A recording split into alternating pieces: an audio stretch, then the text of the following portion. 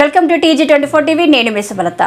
ధర్మసాగర్ మండలం నారాయణగిరి గ్రామంలో అంబేద్కర్ 133వ జయంతి కోలాటాలతో వేడుకలు ఘనంగా జరిగాయి. బడుగు బలహీన వర్గాలు ఆశాజ్యోతి అయిన జననం ఒక వరం అని భారత రాజ్యాంగాన్ని రూపొందించడంలో భారతదేశంలో అట్టడుగున వర్గాల హక్కుల కోసం న్యాయ పోరాటంలో ముందుండి కీలక పాత్ర పోషించారు. భారత రాజ్యాంగాన్ని నిర్మించిన గొప్ప వ్యక్తి, మహిళలపై జరుగుతున్న అన్యాయాలపై గలమెత్తిన వ్యక్తి, స్వేచ్ఛ కలిగించిన వ్యక్తి అని తెలుపుతూ ఆయన గురించి ఎంత మాట్లాడినా తక్కువే అని అంబేద్కర్ యూత్ కమిటీ సభ్యులు తెలిపారు. మండల కాంగ్రెస్ అధ్యక్షులు గుర్రపు ప్రసాద్, బీఆర్ఎస్ పార్టీ మాజీ గ్రామ సర్పంచ్ పేదలు మాట్లాడుతూ అంబేద్కర్ యొక్క గొప్ప కార్యాలయాలను, భారతదేశంలో చేసినటువంటి సేవలను కొనియాడారు. అనంతరం జన్మదిన శుభాకాంక్షలు తెలుపుతూ పండ్లు పంపిణీ చేశారు. ఈ కార్యక్రమంలో కాంగ్రెస్ మండల స్థాయి నాయకులు, గ్రామ స్థాయి సీనియర్ నాయకులు, బీఆర్ఎస్ పార్టీ మాజీ గ్రామ సర్పంచ్ నాయకులు, యువకులు, గ్రామస్తులు పాల్గొన్నారు.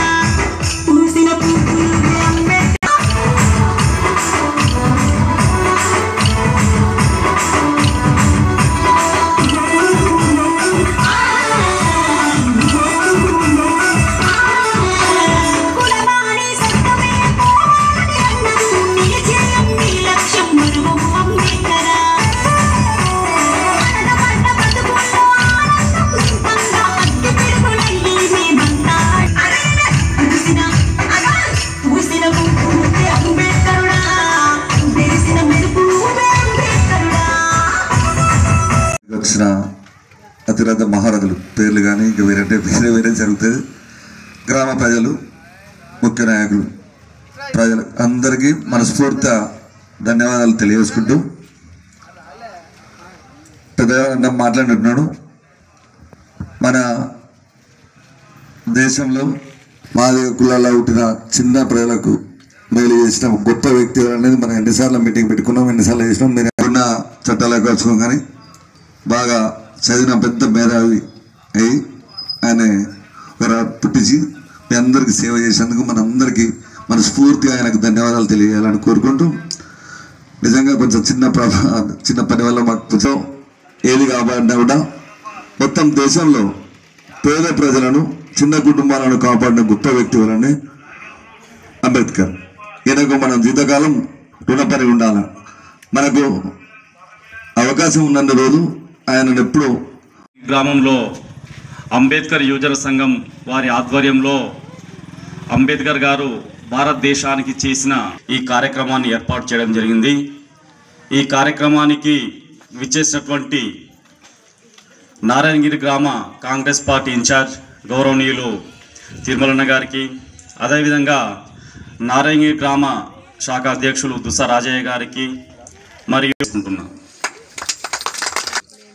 భారతదేశం ఇంత అభివృద్ధి పదంలో నడుస్తుందంటే దానికి ప్రధాన కారణం అంబేద్కర్ గారు. ఎలా అంటే ఆనాడు చిన్నతనంలో కుల వివక్ష, అంటరానితనం వల్ల రాజులు, ఆనాటి ఏలుబడిలో ఉన్న వ్యక్తులు ఈయనను ప్రోత్సహించి స్కాలర్షిప్లను ఆయనకు అందించి ఈయన తెలివి భారతదేశానికి అవసరం అని చెప్పేసి గుర్తించిన ఆనాటి వ్యక్తులు ఈయనను విదేశాలకు వెళ్ళి చదివే రకంగా ఎంకరేజ్ చేయడం చాలా గొప్ప విషయం.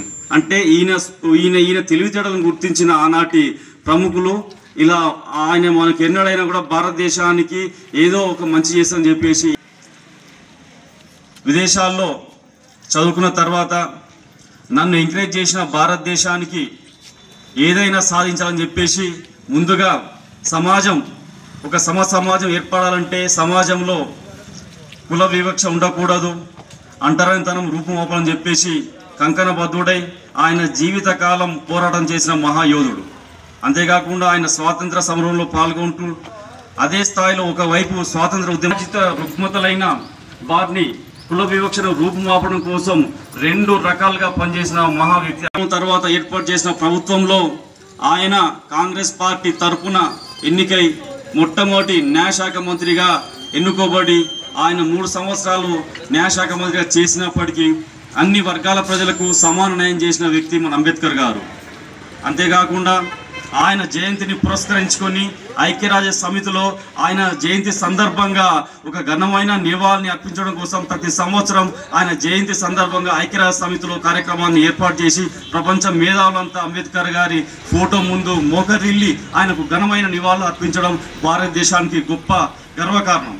ఇంతటి మహానుభావుడు మన భారతదేశం పుట్టడంలో మనకు గర్వకారణం. కాబట్టి ఆయన ఆశయాలను భావి తరాలకు అందజేయడం కోసం గాను ప్రతి ఒక్కరూ అంబేద్కర్ అడుగుజాడల్లో నడుస్తూ ఆయన ఆశయాలను ముందుకు తీసుకెళ్లాల్సిన బాధ్యత మనందరి భుజస్కంధాలపై ఉందని తెలియజేసుకుంటూ ఈ అవకాశం ఇచ్చిన నారాయణగిరి గ్రామ ప్రజలకు మరొకసారి హృదయపూర్వక నమస్కారం తెలుసుకుంటూ ముగించుకుంటున్నాను.